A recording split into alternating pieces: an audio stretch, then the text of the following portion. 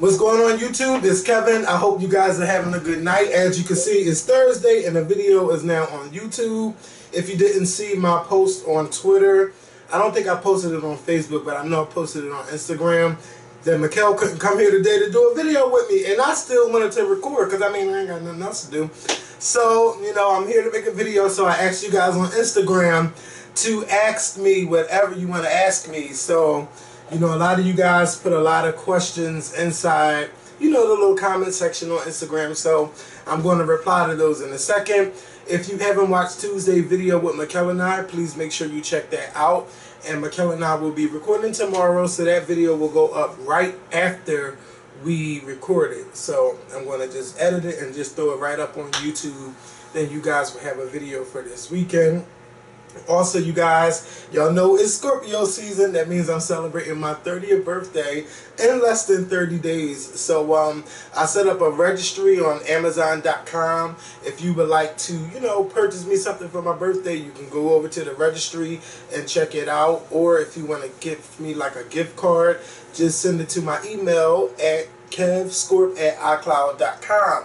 So let's now get into this video, so where we can I can answer your questions and just give you the thoughts off the top of my head. I didn't do any research, so hopefully I know what some of you guys are talking about. Also, make sure y'all click that thumbs up button and share this video on Facebook, Twitter, YouTube, Instagram, or wherever you share our videos. Also, make sure you're using that hashtag, The Scorpion Show, on Instagram and Twitter. And shout out to my my YouTubers, because I haven't watched your videos in a while, you know.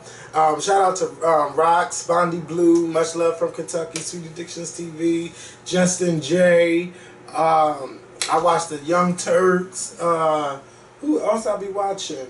Sometimes, what's his name? Phil DeFranco. I'll be watching a lot of people on YouTube, but oh my God, my time has been tied up playing FIFA 15 on the Xbox 360. Like, I've been playing that soccer game all the time. So yeah.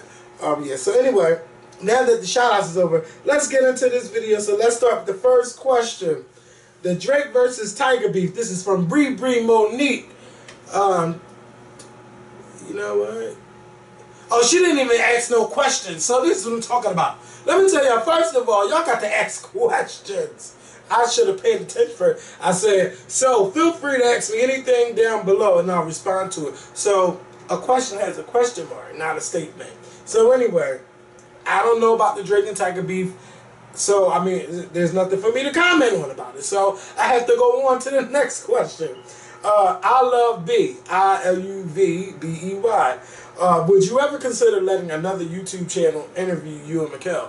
Why the hell not? I say it's all good. If you know, if you are not saying you're a low YouTuber, if you're a high YouTuber or a low YouTuber, us coming on your channel gives you more exposure, and us going on a bigger channel gets us more exposure. So it all goes hand in hand, and I would not deny a YouTuber that wants to interview us, that say, you know, can we interview you and Mikkel? Why the hell not? So yeah, I definitely would do that. And you know, I want to interview some YouTubers too. Maybe I should do that. Maybe I should start interviewing some YouTubers. So you just started something new, maybe. So let's go to the next question. Miss Murray, that girl 10. Shout out to you. How you feeling about this generation of musical artists, and where do you see the current musical path going in the future? What is missing from music now? Well, I think passion is definitely what is missing in the music industry today. A lot of people are not passionate about what they do. A lot of people want that right now, single. People don't take time to develop themselves, and even if the record industry is not doing it, a lot of people don't appreciate the art. They just want to be famous so bad. Also, music itself, like a lot of the radio stations play, was just popular. A lot of the older artists, you know, that's in the game, they just, you know, people just act like, oh, well, you're a has-been, we're not going to play your music anymore, we're not going to do this, we're not going to do that. And also, a lot of people do not have a machine behind them to, you know, get those record spins or get people to buy their music on iTunes or get people to watch their videos on YouTube as in Vivo. Like, it's just, the music industry today is just terrible. People don't buy CDs anymore because people are stealing them. So it makes record labels, to me, it makes them cautious about where they spend their money or who they spend more money on, because they know, if people are not showing interest in you, why am I going to spend money on you that you got to pay back to the label? So it's just all crazy. So, and if you go the independent route, you got to go in pocket for everything. It's just bad all around for music, because the radio just want to play what's popular. I don't listen to the radio, but I see what's on Twitter, I see what's on Facebook, I see what's on all the social media networks, and a lot of people don't get any play. So it's just real bad for the industry, especially when no one has gone platinum in 2014, which is really ridiculous. Next question. Okay. Material_matters. What do you think about Annie Lennox's comments about Beyonce and feminism? Do you think she is trying to become relevant? Are you fucking, wait a minute, excuse me, are you kidding me? Annie Lennox is already relevant. So her discussing Beyonce is not going to make her more relevant. It's just going to make people open up their eyes to what she's saying. And I happen to have read that article. And the article started out just talking about Annie Lennox. And then the interviewer went in to ask her the question about feminism and what do they think about Beyonce being behind the train. And she said that, I think that Beyonce is feminine light. And she went on to explain her reasons why she think that. Now, it wasn't to bash Beyonce, but if you ask an older artist their opinion about someone current, most of the time, they are not going to bite their tongue. They're going to say what's on their mind. So I'm not saying Annie Lennox was wrong for sharing her opinion, and I'm not going to beat her up. And it was a topic that, we could have talked about, but we didn't discuss it on the show. But, I appreciate Annie Lennox giving her truthful answer instead of giving a politically correct answer. So shout out to Annie Lennox. Shout out to Beyonce. It is what it is. So, shout out to Annie Lennox, and thank you for answering your question. Material. I like that. Material. Or material. Okay. This is Bitch, I Made It. I like that Instagram name. If you had someone approach you about giving them sperm to make a child, but don't want you to partake in the child's life, would you do this? Or even if they limited visitation with the child? Yes, lesbian couple that you know. No, I would not. If I'm going to be giving up my sperm, it's going to be me having the baby the right way. Not nothing in no cup and then putting it in a little thing in a turkey baste or whatever and then impregnating somebody. No. If I want a child, I want it the right way. And if I can't do it the right way, then I would adopt the child. I'm not going to be donating my sperm to somebody that I know and then give birth so they can give birth to the baby, and then I will probably have a lot of regrets, and I will be thinking that, oh, this is really my child, and if I really clinged on to that child through visitation, I'm going to try to get full custody. So I don't think I'm that type of person that you would want to, whose sperm you would want to make a baby with. So that's a good question. So next question. The Dark Heart. Do you feel the Scorpion Show is where it once was? Meaning, views, popularity, and overall growing fan base standpoint. I think we have a huge fan base growing on Instagram. On YouTube, I think, yes, we are kind of on the decline, just like many other YouTubers are on the decline. It's time for a change. Yes, it's always time for a change. If you keep things the same, you're going to keep getting what you're getting. And if it's when I say you're going to keep getting what you're getting, if you're going to keep getting the regular people to watch, then it's time to do something different to get more people to watch. So yes, the Scorpion Show can go off and branch off and do a lot of different things like this. Instead of us just sharing our opinion, but it's also, if your fan base is really into what your show is doing, a lot of people will go out and share the videos on Twitter, Facebook, Instagram, and YouTube, which a lot of people don't. Like on a normal video, let's say a normal video, 20,000 views, only 52 shares. So if more people were talking about it, of course, more people will watch. And I think a lot of people just get comfortable just turning the video on, or they might hit the like button if you remind them to. But, you know, it is what it is. And if you want to get a higher audience, that means a lot of things must change to get a higher audience. And I think about that all the time. And I'm going to be doing those things. That's why I don't like to get on camera and say, we're going to do this and we're going to do that. It's just a lot of behind the scenes stuff that happen, but then they don't come into fruition. And it's not my fault. But hey, you know, it is what it is. So hopefully, you know, I don't want to say, no, I can't say anything. But yeah, a lot of stuff do go on behind the scenes that y'all don't know about. So, and they're good things, but sometimes they just don't work out the way we want them to. And I'll just leave it at that. Ralph Lauren, I can't pronounce it right. Are you looking forward to Gwen Stefani and Fergie comebacks? Why the hell not? I always loved Gwen Stefani. And I know that she went back to No Doubt and they came out with an album. I bought it. I enjoyed some of the songs in the album, but it didn't have that No Doubt feel that I remember from the 90s and early 2000s. Like, it really didn't have that sound. And then Gwen Stefani was saying that, you know, I'll never go solo again. And it's like, oh, I want you to go back solo, because like in the mid-2000s, she was just that popular artist. That music was fucking good. Come on now. Love Angel Music, Baby. What was it? I can't remember the name of the second album, but she was giving us Peggy Sue on the album. Like, I remember all of that. So, I loved it. And I would love for Gwen Stefani to go solo again. And Fergie, why not? I mean, it's like, the music industry is crowded, but to me it's not that crowded to where they can't stand out amongst the crowd. And I heard Fergie came out, had released like a little song, and I enjoyed it, but it was giving me the same thing like Fancy and all the other stuff that's on the radio. And I think Fergie's the type of artist where she doesn't have to do what's popular on the radio, because I remember when her album first came out, The Duchess, and it did terrible, and then the singles were like getting played on the radio, and then the album went on to sell 3 million after only selling like 100,000 in the first week. So I am definitely interested in their comebacks, and I can't wait. Let's see who's the next person. Cola _ I don't know this. I don't know his name, but the guy that plays the father priest on Seventh Heaven has a record of being a pedophile. Okay, so what's your question? Anyway, I've heard about it.